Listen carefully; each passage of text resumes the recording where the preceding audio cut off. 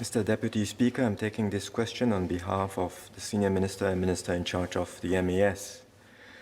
Generally, consumers who have suffered financial losses from fraudulent transactions are protected as long as they have acted responsibly. For online card transactions, if a merchant has not adopted a system which requires customers to authorize transactions using one-time passwords or OTPs, a consumer will not be liable for an unauthorized transaction. For lost or stolen cards, a consumer's liability is capped at $100 for lost or stolen cards, provided he or she has not been careless and has reported the loss promptly. Likewise, for non-card e-payments, consumers who have practiced proper cyber hygiene and have not been negligent will not be liable for any losses arising from unauthorized transactions that do not exceed $1,000.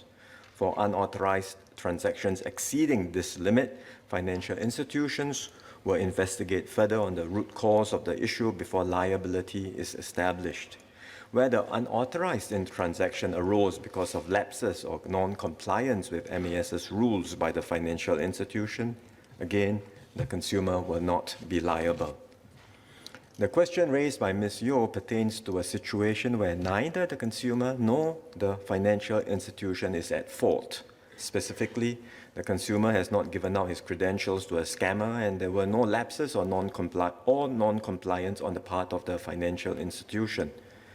Between September 2020 and February 2021, the Singapore Police Force received a total of 89 reports of fraudulent card transactions performed with SMS OTPs, where victims claimed that they neither performed the transactions nor received any SMS OTPs to authorize such transactions.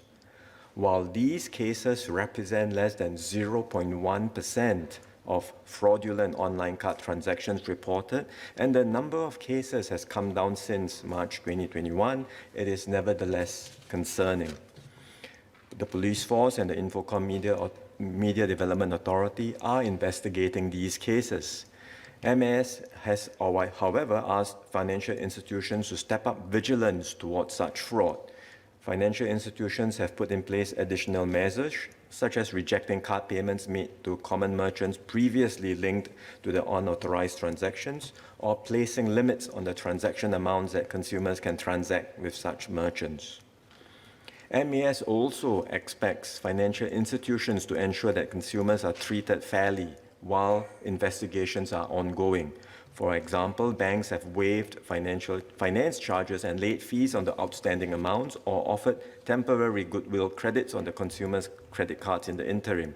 For those who wish to settle on the issue, banks may also offer partial waiver of the disputed amounts, taking into consideration individual circumstances, such as financial hardship and whether there were any indicators of negligence by the consumers.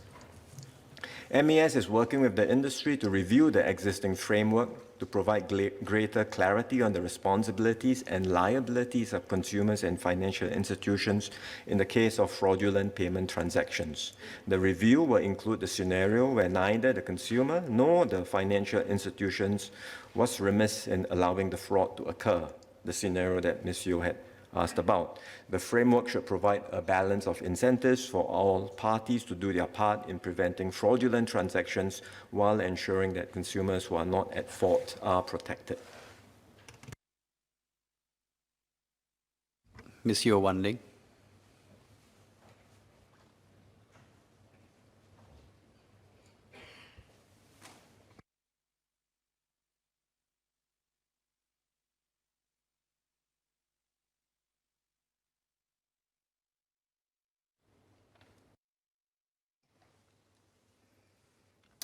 Thank you, sir, and the Minister for his comprehensive answer. I have one supplementary question. I have seen over the past few months a rise in the number of appeal cases from my residents who have fallen victim to such cybercrimes. They tell me that they have not received any OTPs, nor have they divulged their bank account information or credit card information unwittingly. When they go to their banks for investigation, their bank's usual response is that they have divulged their OTPs, and hence the victim and not the bank is responsible for the loss. One of my residents, who is a retiree, lost over $10,000 in a string of transactions, and she is very sure that she has never given her OTP once, if any. Another resident has also told me he's merely done one banking transaction online with a payment platform, and before he knew it, he had $1,000 missing from his bank account. Given the push towards online financial transactions and digital banking, what are the measures that the ministry has put in place, especially with the banks and financial institutions, to ensure that our citizens are made aware of these fast-evolving banking and credit card scams?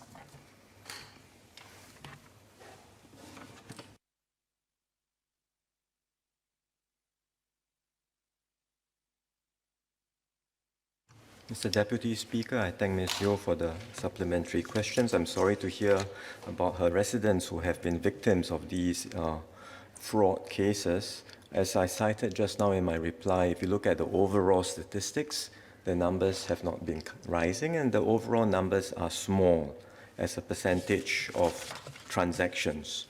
Nevertheless, as I highlighted, this is concerning and we are doing a few things. Number one, police, IMDA are investigating these specific cases that have arisen, and they will find out and try to determine what exactly has happened so that we can get to the root of it. Number two, MAS has also asked the financial institutions to step up vigilance, as I highlighted just now. So they are putting in place additional measures, including making consumers more aware of such possible frauds that may happen.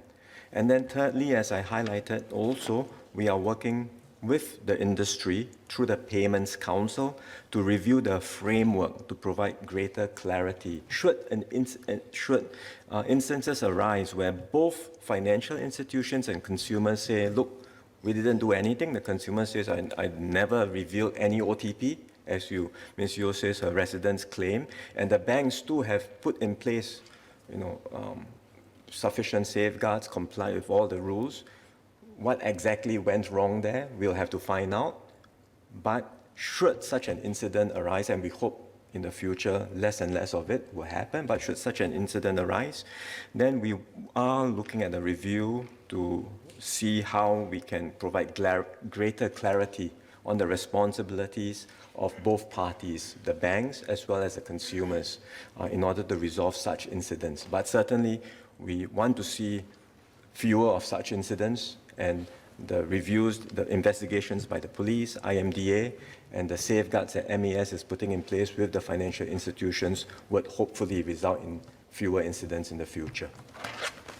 Ms. Tin Pei Ling.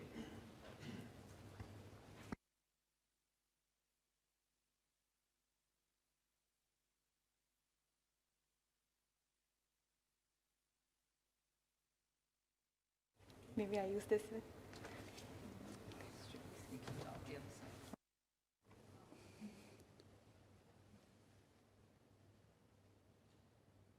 I think it's a supplementary question, Minister, so I don't think you need to wipe down the rostrum. Well, thank you, Minister. Thank you, Deputy Speaker. I just have a few questions. First of all, my resident is also one of the victims, and I would like to ask, might the MAS know what's the total value involved in the 89 cases that we speak of?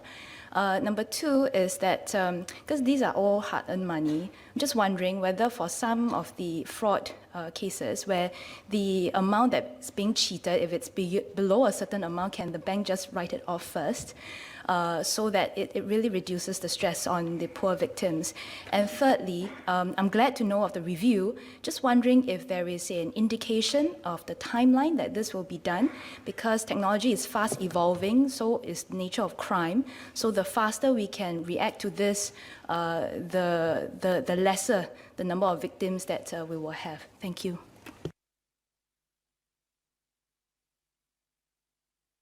Mr. Deputy Speaker, on the first question, I don't have the figures of the amounts that are involved in these 89 cases. Member can file a separate question. We can always provide that data. On the second question, indeed, the banks do offer a waiver of the disputed amounts. And if there are specific cases that the member knows about, please let us know, and we will be able to look at them on a case-by-case basis, raising this with the banks, because they do On such instances, they are prepared to offer waiver of the disputed amounts, as I said, taking into account the individual circumstances of the victims involved.